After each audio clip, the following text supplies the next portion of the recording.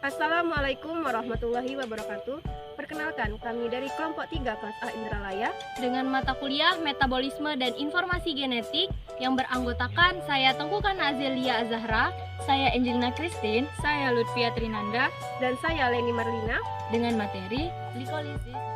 Biosintesis asam lemak atau lipid. Adapun tujuan pembelajaran.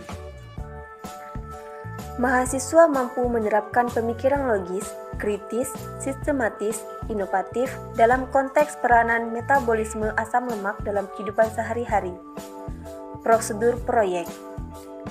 Cari dan pahami materi mengenai biosintesis lipid. Kedua, cari bagaimana proses biosintesis lipid yang terjadi pada makhluk hidup. Dan yang ketiga, edit video dengan semenarik mungkin.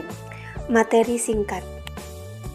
Lemak adalah sumber utama energi untuk banyak organisme, seperti halnya karbohidrat dan nutrisi lainnya. Walaupun struktur molekulnya sangat berbeda, secara mengejutkan katabolisme lemak sama dengan nutrisi lainnya. Dengan kata lain, beraneka ragam molekul dengan berbagai molekul akhirnya memecah menjadi karbon dioksida, air yang merupakan aliran energi. Pembahasan.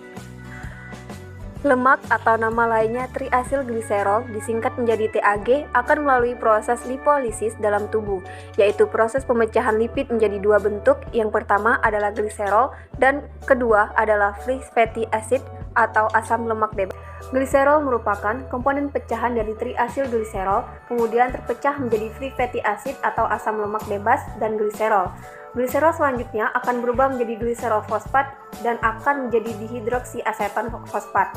Dihidroksiaseton fosfat tidak hanya terbentuk dari gliserol saja, tapi juga berasal dari fruktosa 1 fosfat dan fruktosa 1,6 fosfat. Setelah terbentuk dihidroksiaseton fosfat, maka akan berubah menjadi gliserol aldehid 3 fosfat. Gliserol aldehid 3 fosfat akan melalui proses glikolisis, akhirnya terbentuklah piruvat. Piruvat bisa berubah menjadi asetil-CoA dan masuk ke siklus Krebs. Kemudian untuk asam lemak bebas yang merupakan pemecahan dari triasilgliserol, triasilgliserol akan dipecah melalui proses glikolisis yang akan menghasilkan gliserol dan asam lemak. Saat ini asam lemak akan dioksidasi menjadi asil-CoA atau asil koenzim A. Selanjutnya, asil-CoA akan melalui tahapan beta oksidasi sebanyak 5 kali sebelum akhirnya terbentuk asetil-CoA. Asetil-CoA seperti halnya dengan hasil diberikan oleh karbohidrat akan masuk ke siklus Krebs sampai akhirnya terbentuklah energi. Sintesis lipid adalah bagian penting dari metabolisme sel karena lipid merupakan komponen penting dari membran sel. Yang paling penting dalam metabolisme lipid adalah sintesis asam lemak. Karena asam lemak diperlukan dalam triasilgliserida. Jalur biosintesis lainnya yang paling penting adalah sintesis kolesterol, sintesis eikosanoid, dan sintesis sphingolipid.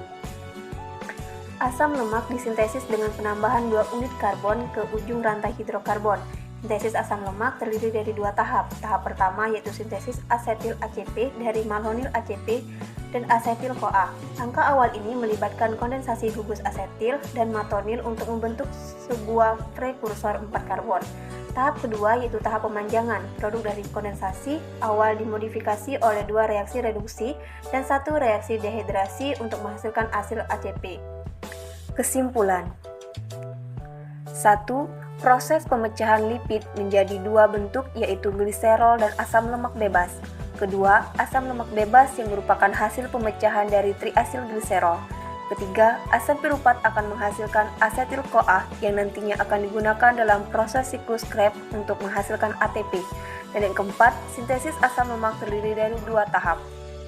Sekian video dari kami, semoga bermanfaat. Terima kasih. Wassalamualaikum warahmatullahi wabarakatuh.